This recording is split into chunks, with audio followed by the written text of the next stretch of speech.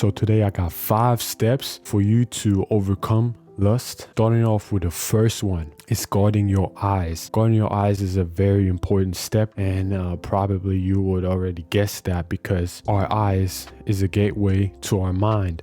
So whatever you see, whatever you intake with your eyes will become your thoughts, will be in your mind as a thought. Jesus said, whoever looks upon a woman with lust has already committed adultery.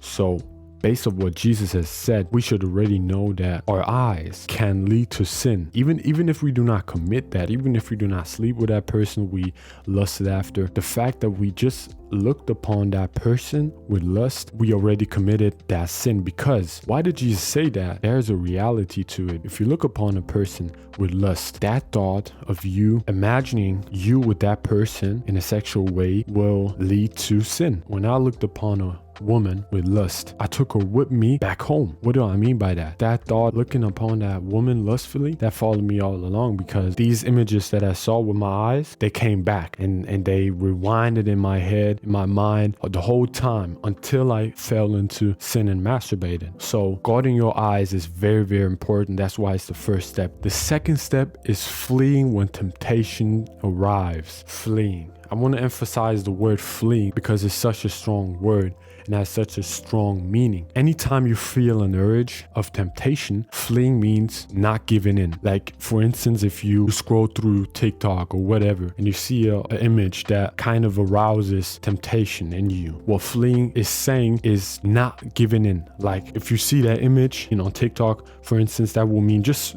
swiping or clicking not interested or just closing the app. It's that simple. Fleeing means literally turning away. If you have a temptation and your phone is tempting you in this moment right now, maybe you're alone and that's when you get tempted the most, maybe you should put your phone in another room. Maybe you shut it off, basically just eliminating every opportunity that will lead you to sin. You know what triggers you, you know how you fell into sin in the past, so you can learn from these mistakes that you have made. You can see, okay, what were my triggers? What can I improve? How can I flee? Maybe you just shut off your phone, whatever. You will know it for yourself the best. So fleeing when temptation arouses. The third step is having accountability partners. This one is very, very important. Like opening up to people that you really, really trust, that that can help you. Brothers and sisters in Christ, for instance, is so important because by you having accountability partners, by you opening up and sharing to them what is keeping you back, the sin that you're dealing with right now, will help you, because the time that you open up is like a relief. The whole time that you kept that sin in yourself, it is stocking up like negative emotions. If you won't open up to people,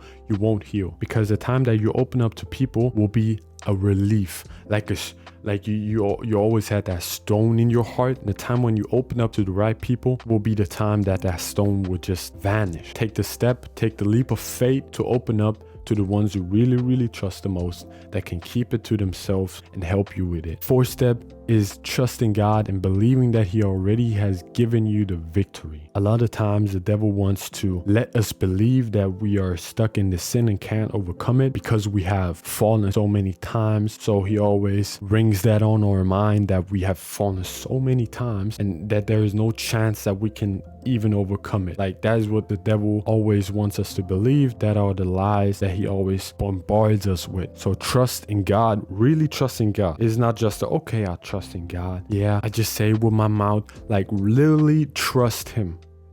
Your actions, the way you behave, the way you act should reflect your trust in Him, that He has really given you the victory over it, because He is greater than anything. So if He has already given you the win, you are just holding yourself back. You're holding yourself back from that W, from that victory, from that sin that you can already overcome. The fifth and final step is you have to control your thoughts. See, the lie that I always gave into, that I always believed, every time I got tempted through a thought, I always thought that I'm helpless. Like, I already got that thought of sinning, so I can't overcome it, so I might as well just do it. Like, that's what I thought. And because I thought He can read my mind, He can control my thoughts, I was helpless. But the thing you need to understand is the devil can't read your thoughts. Let me repeat that and get that. Please get that. That's so important.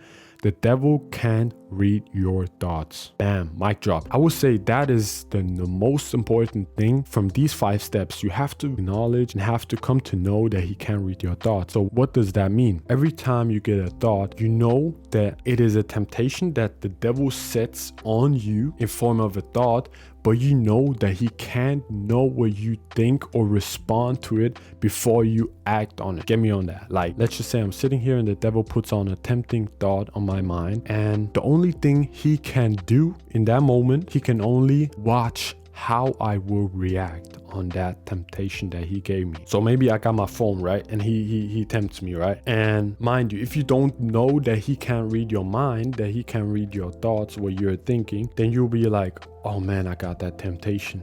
Oh man. It's like, whatever, go to Safari, open up, the hubs, and then just fall into sin. But the time you know he puts a temptation in you, and he wants to see how you react, okay?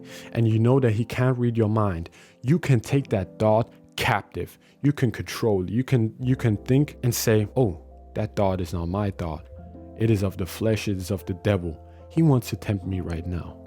That little man. Now you can take that thought captive. You can say, okay, nice try, devil, but you ain't got me this time. You can manipulate the devil. He wants to manipulate you. You can re-manipulate him by acting differently. Like he always tempted you in this one way and you always fell into sin. But now you act differently than you would when you always fell into sin. Like, let's say he tempts you and then you all of a sudden don't just go on Safari and browse the hubs and all that. But now you lay down your phone and just put on praise songs. And he's like, bro, what is he doing?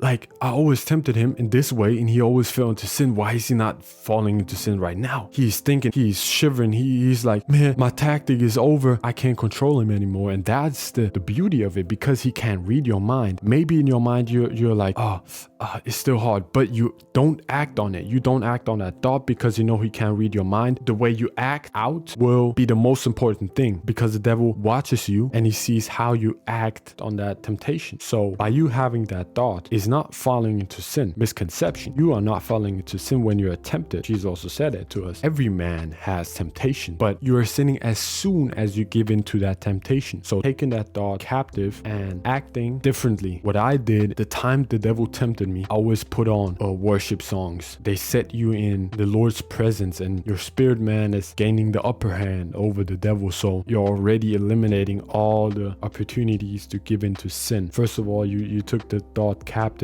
and didn't act on it. And second of all, you just set yourself in the presence of God by playing worship songs, right? So recognize that the devil can't read your mind, all right? So every time you are tempted, every time you get a lustful thought, don't act on it. And don't think, okay, I got this thought, is over. I just might as well just sin. No, you're in control of your mind. So you need to take action and you need to take responsibility into taking that thought captive. Every single time you feel empty, you feel like you have to give in to that thought, you need to always remember that true satisfaction can only come from God. And I want to leave you with this. Every time you want to give into lust, it's just because you want to fill something in you that is empty. You think that by you giving into sin is relieving you, make you feel great. But y'all know that if you fall into sin, masturbate, then you only feel good when you do it. But after that, you will feel like rubbish. You will feel like the last trash, like the last mud. So you need to realize that every single time. Why are you doing this? You're just wasting your energy. You only feel good when you do it and then it's gone. It's just like instant satisfaction. But God is the only one that can truly give you true satisfaction. You need to realize that every single time you want to get that satisfaction, want to feel something in you that is empty, that only God can give you the cure to that, because he is the living bread, he is the living water, he's everything to us. By us setting our trust in him and walking in a godly way and abstaining from this sinful behavior, he will give us this true satisfaction that we don't have to feel bad after we do something. We will feel satisfaction all the way. So take these 5 steps, apply it to your life, trust in God, get more knowledge, get more wisdom in God, and you will see a change. And if you haven't already, I would really appreciate you to click this video and watch my testimony, and I will see you on the next one.